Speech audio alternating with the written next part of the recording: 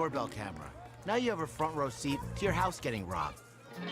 They're breaking into my house! Ooh, there goes the TV. I'm sure it'll turn up at the pawn shop. No, not the TV! Just because you can see them, that doesn't mean you can stop them.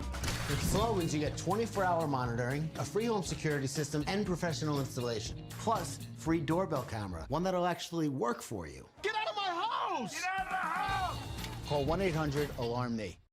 If you're a Miami sports fan, then there's only one store to go to, and that's Caneswear at Miami Fanwear in Davie. They're your one-stop shop for all your inner Miami CF, Canes, Dolphins, Panthers, and Marlins merchandise. They have hats, t-shirts, game day jerseys, and so much more. Located at 2511 South University Drive in Davie, and open 24/7 online at caneswear.com or innermiamiwear.com. Call them at 954-835-5597. Caneswear, the spot where Inner Miami and all Miami sports fans shop.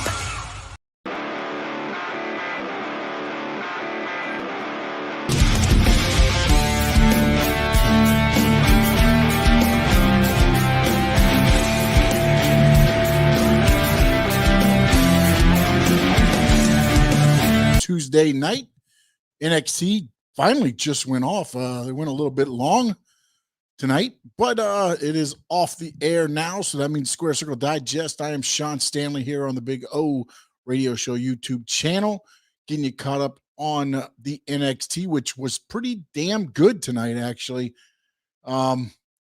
Leading up to Stand and Deliver, which will be at noon on Saturday, day one of WrestleMania.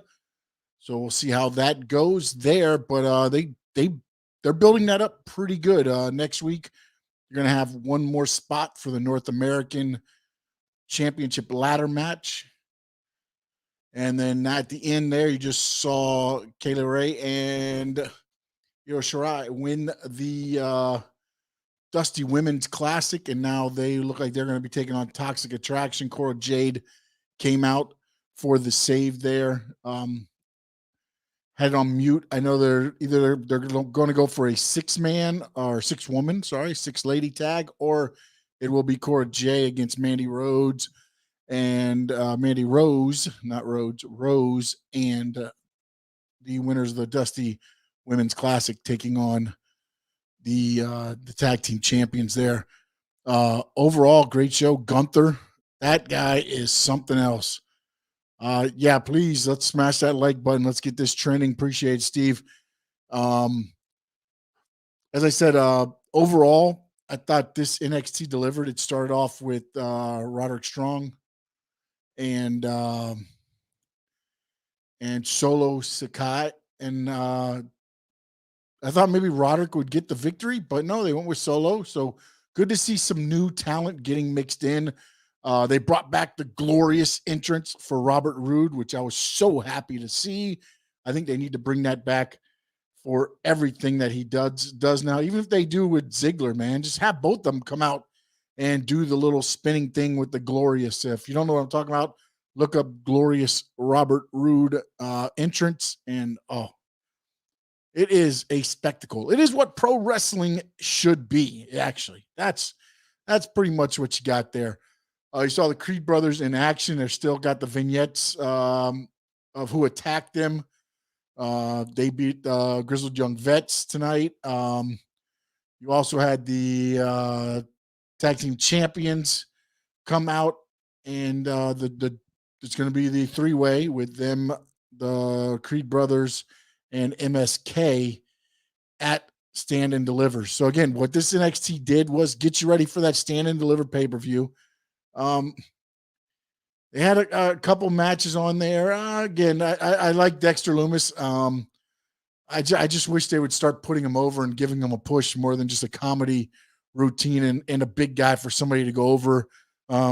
They've beaten him in every way possible. I've seen somebody pull out the what's the chloroform and put over his face and put him out. This one was a crowbar to the face accidentally.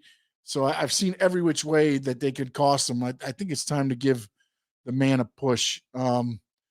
So we'll have to see where it goes from there. Next week, Cameron Grimes, Roderick Strong, and A Kid will get their chance to punch their ticket to Stand and Deliver. And It's going to be interesting because A Kid kind of got one over on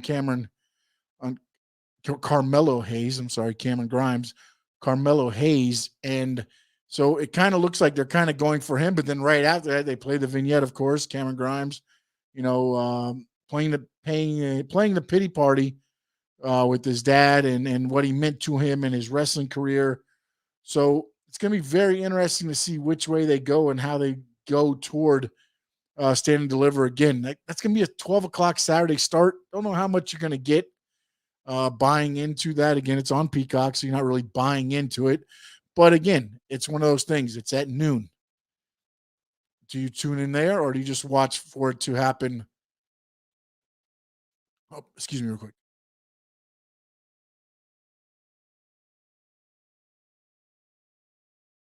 Sorry about that. I had to sneeze.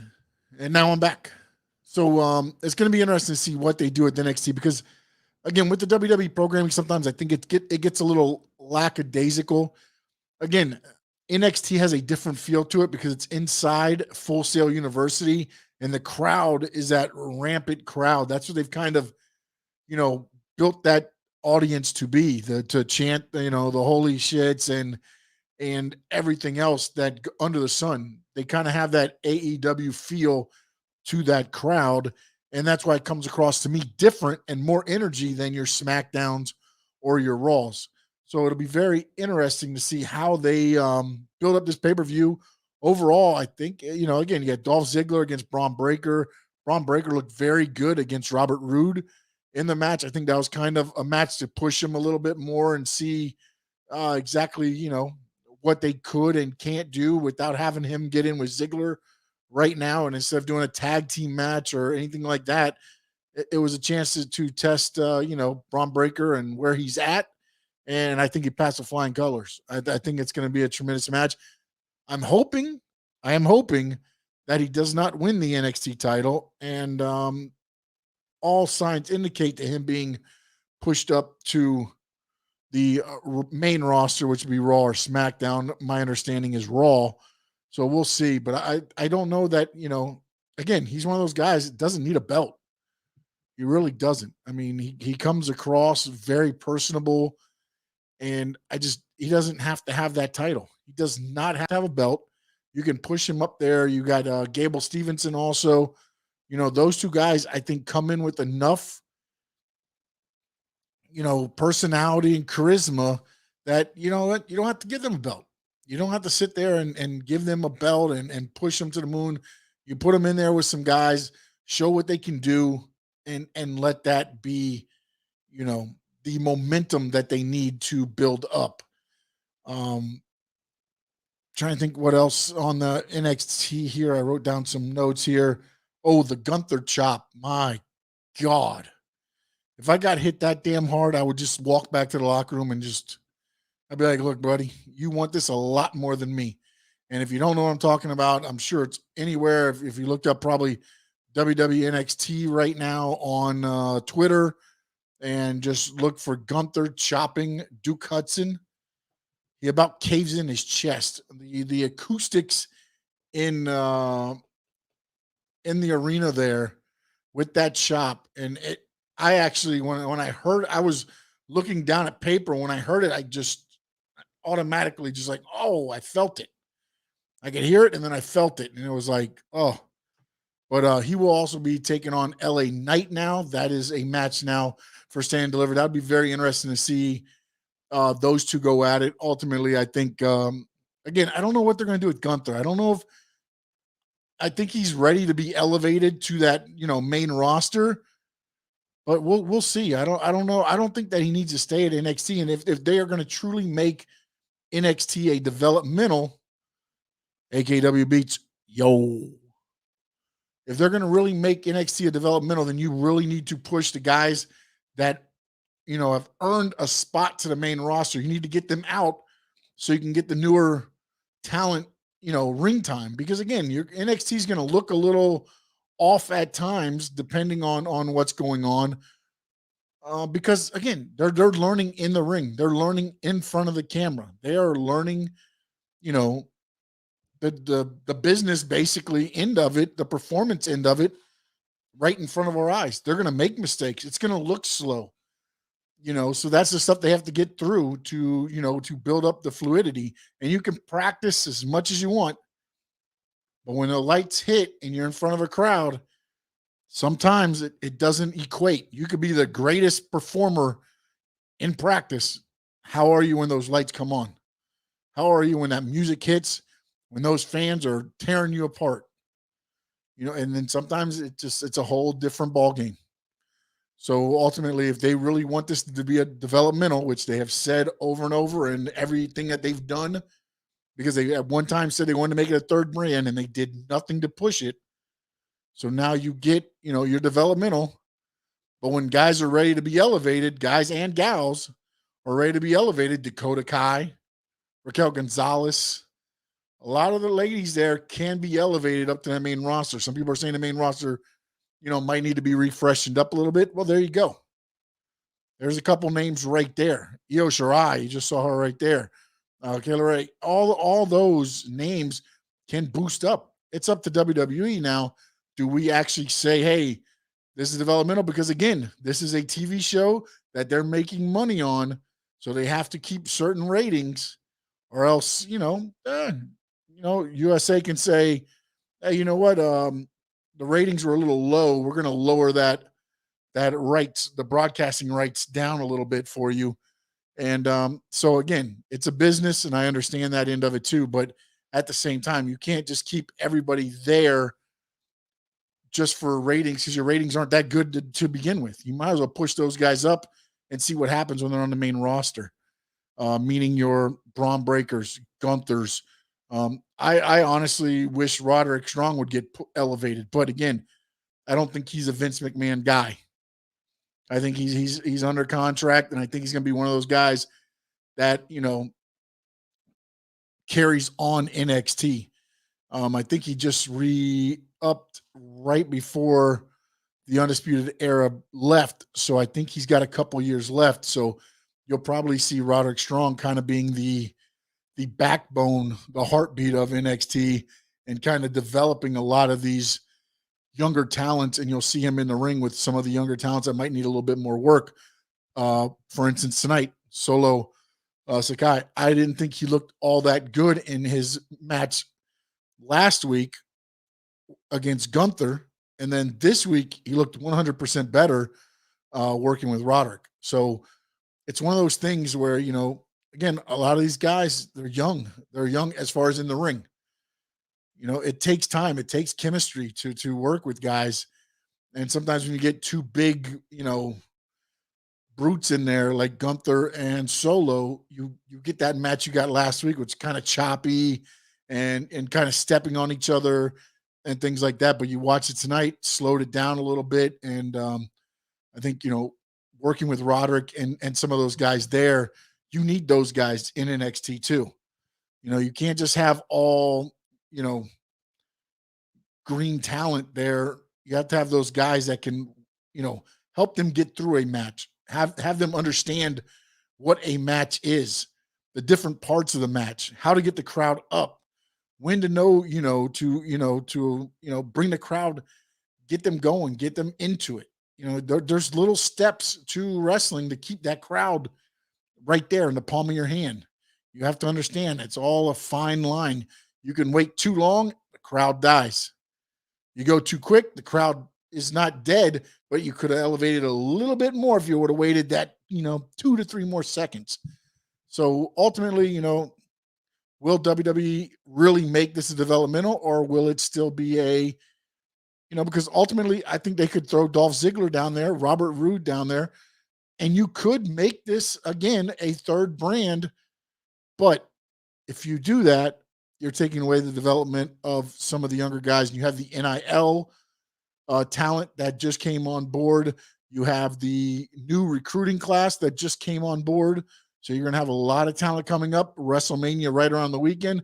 That usually means a couple weeks after WrestleMania, you might get a couple more cuts, those budget cuts, because we're not making enough money, but we're making hand over fist. Yeah, all that.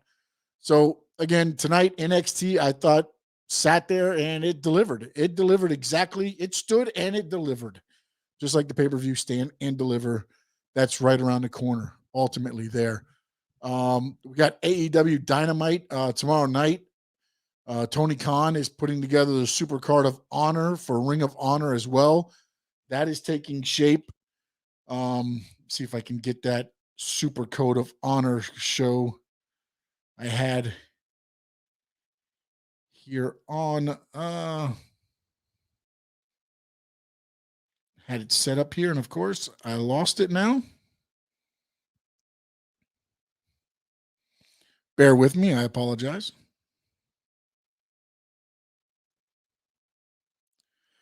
But with Tony Khan, and now he purchased Ring of Honor April 1st. Trying to find it here.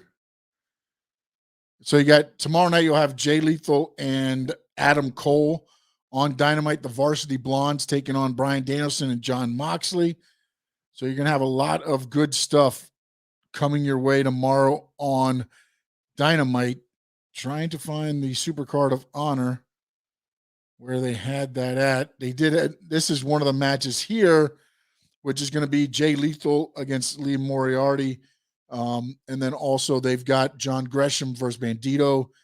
And looking at the Briscoes against FTR. And there was one more match that was announced, and I cannot remember right now off the top of my head what it was. Wish it would come to me right now, but of course it will not. See, they put it on here. It's Alex Zane versus Swerve Strickland is the other match right now. And again, a lot coming together on the Super Card of Honor. Tomorrow night on Dynamite, a lot of good, hard action coming your way. And tonight's show is going to be a little light. This will be NXT Recap Light. Got a couple things need to do before the show tomorrow morning. And don't forget, the Big O show gets started at 8:45 in the morning, as we will have in the Sloman's Home Security Inside the Paint with Ira Winderman and Clay Ferrara. That will start at 9 o'clock, go till 10 at 10:10. It is the great Ian Rappaport, and with the signing of Teron Armstead, that should be very interesting there. So a lot of good things going on. Tonight's NXT, as I said, it was good. It was good. But again, I think a lot of the NXT is the atmosphere. Shucky Ducky breaks. Yo. The atmosphere at the arena when they do the NXT tapings, it is a setup different than what you get for Raw, SmackDown. I think that energy, carries over to the product and the way it comes across on TV, whereas Raw and SmackDown SmackDown not so much, but Raw drags on for your 3 hours. The NXT goes by pretty quickly and the crowd stays in it the whole time. And for me, that is what it's about, because it comes across to me as, if the crowd is into it and you're seeing that, and I can see the action, because on Raw, it's not the wrestling that is terrible. A lot of times it's just the way it's given to you, the platter it's served on. It's not the dish that's on the platter, it's the platter and the way it's presented.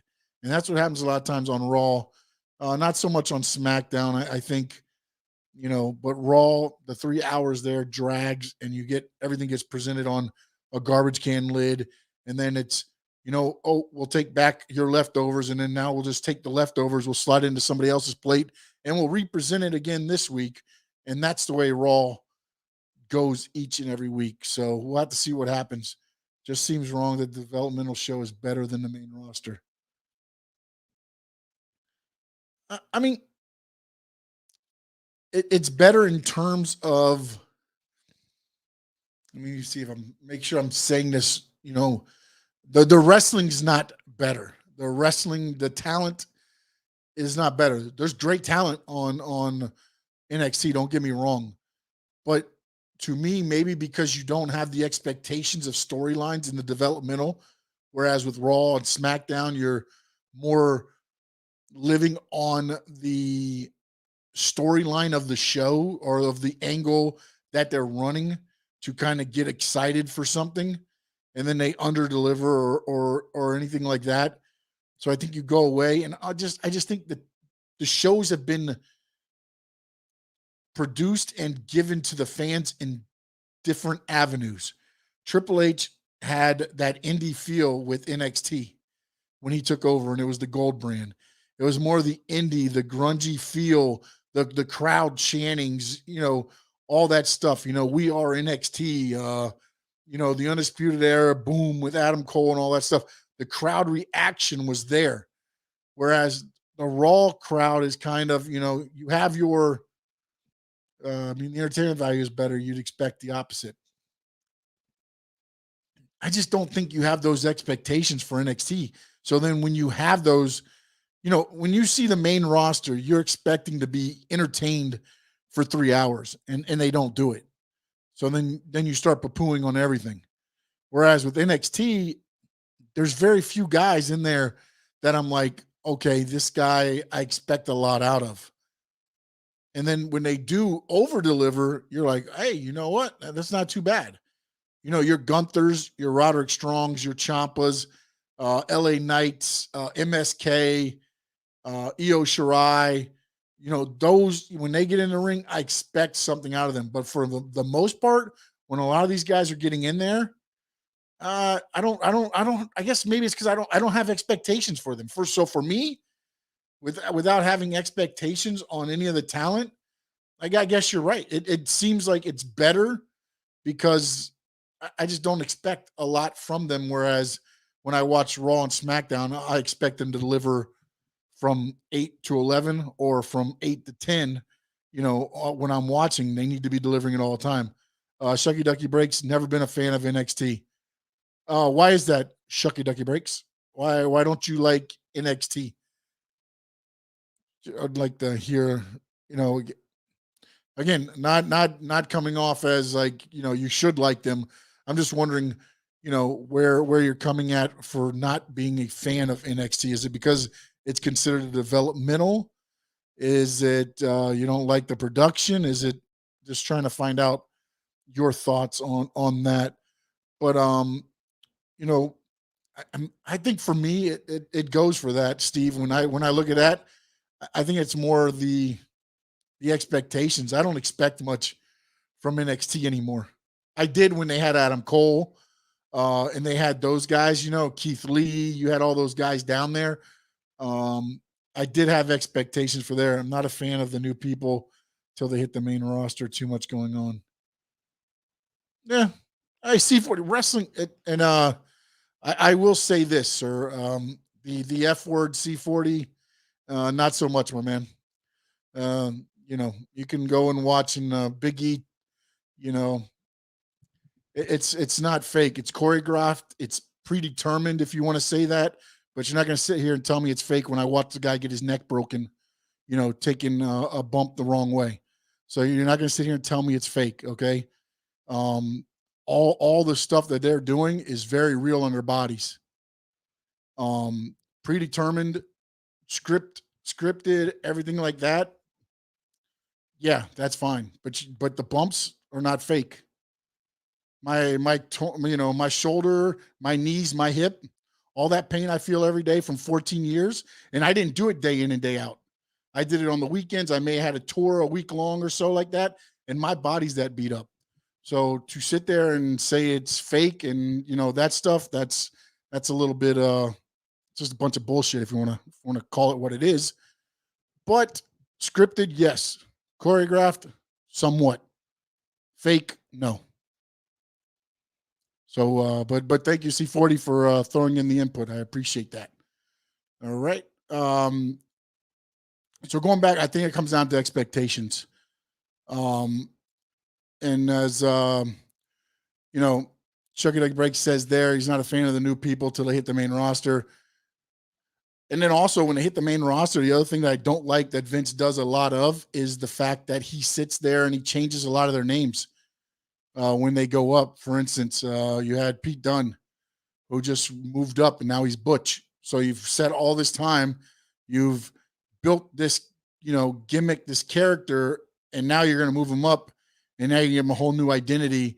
And then when everybody, goes all over social media, talking about all this and that, and then all of a sudden you just throw out and say like, oh yes, he has a different name, but Sheamus and Holland know him as Butch back in the day, so that's what they want him to go by now. It's some things like that really throw off everything you do in the developmental side of things.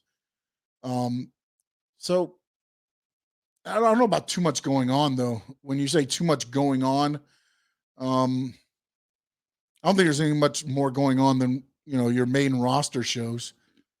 When you look at that,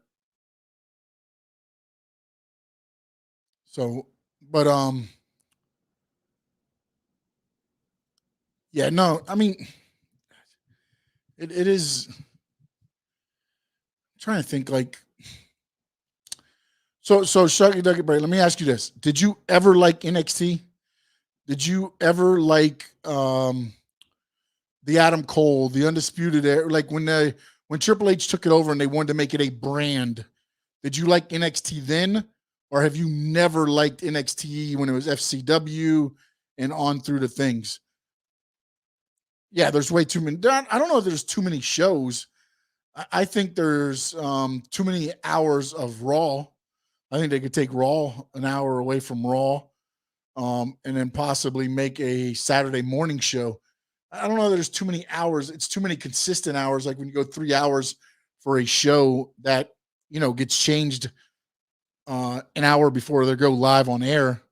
Those things like that. I think, the disorganization comes across in the product that you see on, presented to you on the screen there on the TV. It's going to be interesting this week coming up because now they're, again, a week just never have. Okay. No, I mean, it's pro wrestling. Every show is not for everybody and everything there. So I was just wondering, like, if you liked it when it was the Undisputed Era and it was kind of considered a brand more on tabs of Raw and SmackDown.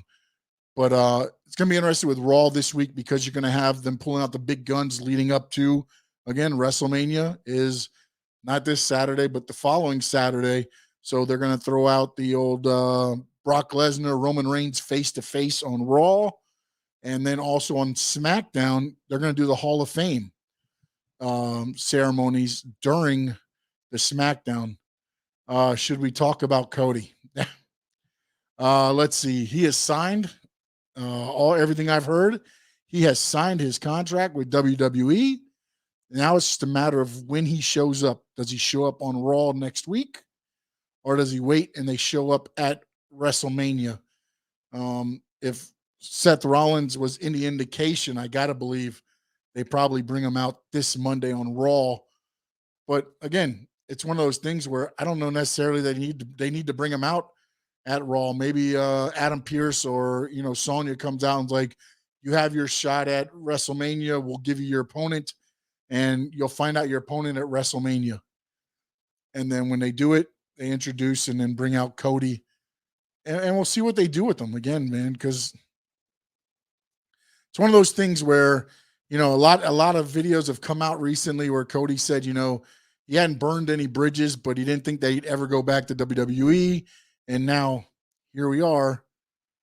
He supposedly it's money was the reasoning. I don't know 100% if that is the case or not. I don't know.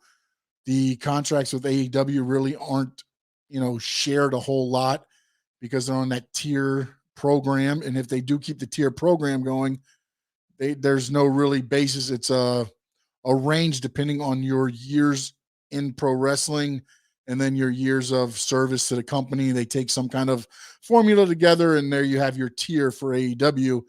Whereas, again, WWE is going to pay more. You're going to get more money from WWE.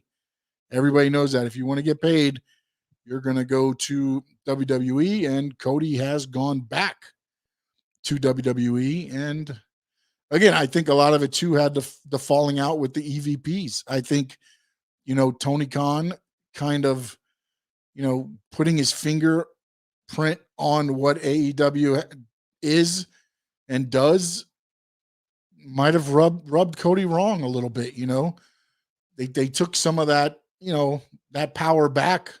Tony, as it got in there, the first few shows, he wasn't happy with the organization, the production, a lot of the stuff that was going on. Then he started becoming very involved. And now he's basically, you see the product on the screen now. I think he's done a tremendous job. I'm very interested to see how they're going to keep all this talent happy. And if Cody's leaving over money, what happens when Wardlow comes up? What happens when MJF comes up? Because I can guarantee you now the bag is going to be dropped to those two by WWE. So do they leave as well? Or does AEW open up? Because look, I can tell you now, CM Punk's probably getting paid. Bryan Danielson's probably getting paid. I can't believe that, they're coming in for the love of wrestling and being like, you know what, TK, I'm going to give you a break. I'm coming in on a low budget so that we can, I just want to wrestle. I guarantee you they're getting some bags, and it'll be very interesting to see what they do with, the talent that's coming up, because, if you listen to some of the, talent that had been signed, your Marco Stunts, your Joey Janela's, they're saying a lot of that. Those guys, they've been ghosted by AEW in a way.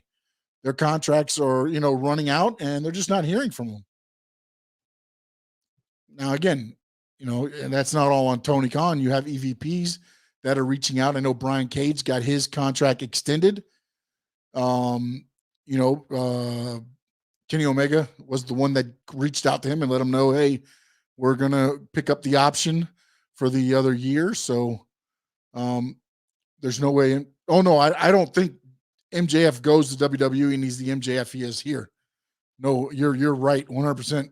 Because that's the thing is your creative freedom. It's pretty much gone because Vince.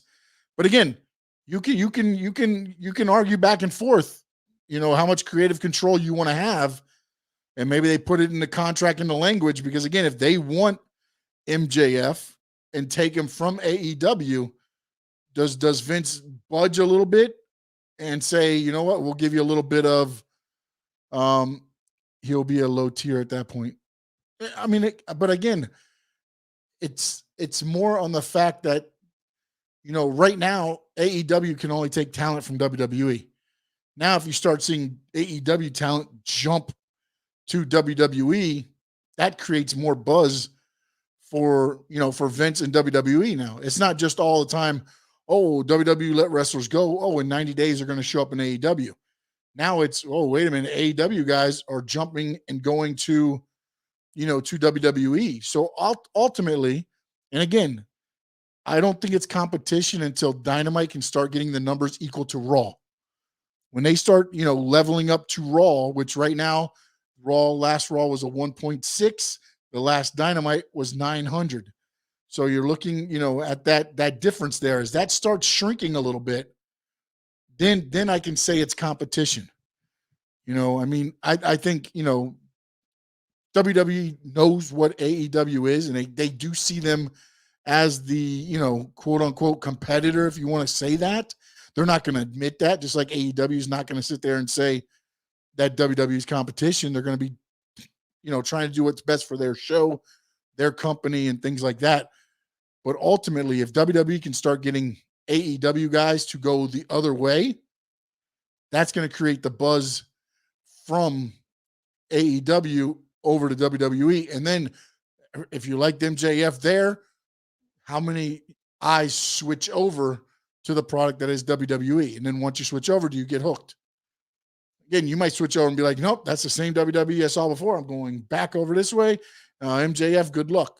Wardlow, good luck. Cody Rhodes, good luck.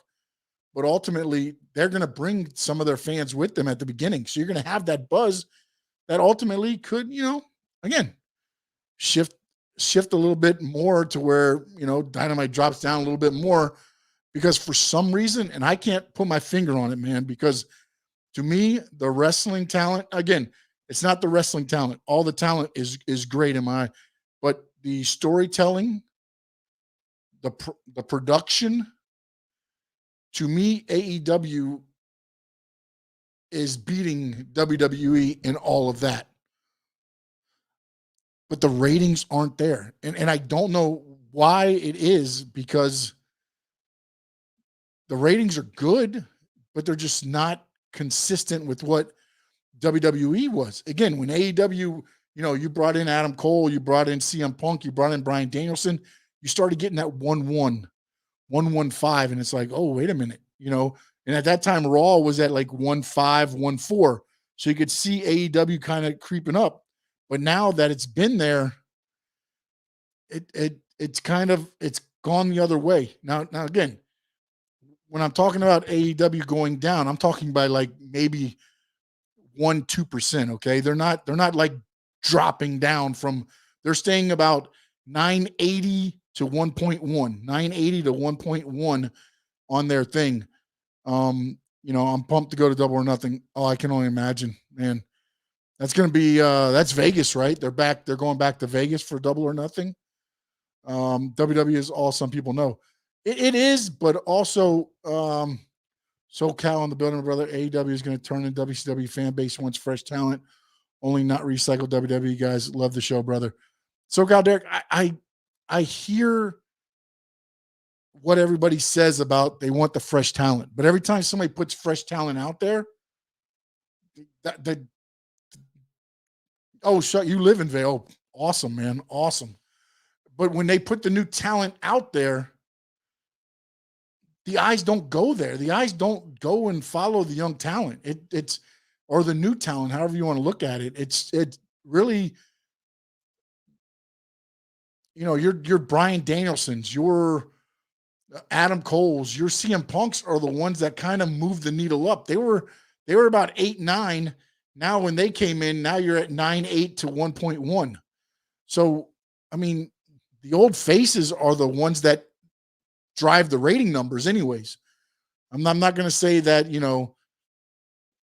they're huge, shifts, but they have driven the numbers up for AEW. Whereas, you throw Powerhouse Hobbs out there, or one of those guys, Wardlow, MJF, your AEW, those guys, but they've been there since day one. They haven't been that switch. I think they're a good part of the show. They add to the show, but the name recognition isn't there when you look at it as wrestling in a whole. MJF is starting, I think to me, to make his name as one of the best heels in the business right now.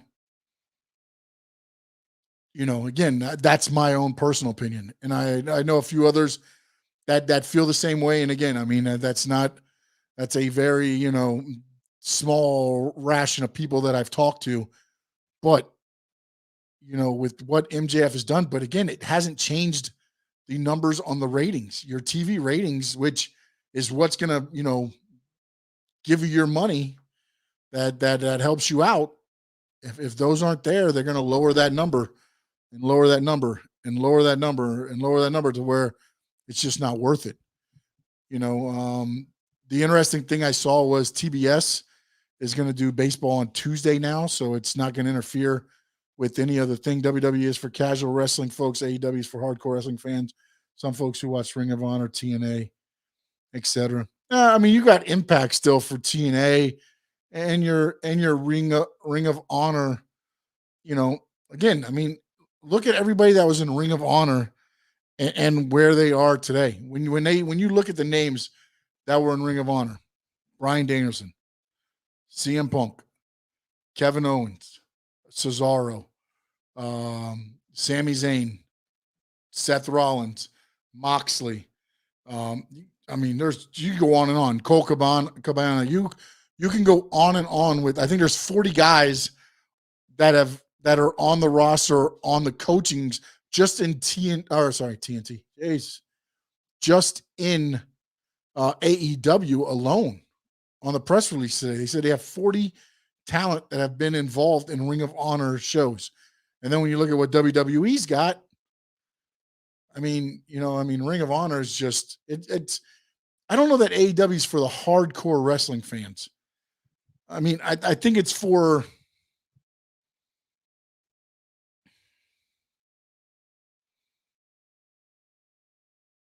maybe the newer aged wrestling fans. And with that, I mean, your that like the hardcore style mixed with the aerial, mixed with a little bit of, they have a little bit of everything for everybody in AEW, which to me, I don't think it's just for the hardcore wrestling fans, because I know some WWE fans that are hardcore wrestling fans, and WWE is more commercial. That's definitely, I mean, you can turn on any TV and see The Rock, John Cena, and you're automatically going to think WWE. So they're more commercial that way. But I don't think AEW is just hardcore. Your hardcore wrestling fans, because I know there's some WWE fans that are about the same way. So it's going to be interesting to see. And Shucky Ducky Breaks will be in Vegas for the draft. So I'd like to talk to you there if you're going to be around. I think we're going to be at Johnny Rockets or Tommy Rocket, Johnny Rocket. I think it's Johnny Rockets. We'll be there doing the broadcast. So I'd love to chat with you when we're out in Vegas, talk some wrestling as well. I want to thank everybody for joining in today. SoCal Derek, Shucky Ducky, where else? We got Steve Chapman and everybody else that joined on, AKW Beats, and everybody else that joined in on the chat. Tomorrow night, AEW Dynamite. We'll be back at it once again, 10 o'clock right here on the Big O Radio Show YouTube channel. Don't forget, 8:45 start in the morning. It will be, let's see, I'll be in the good deal.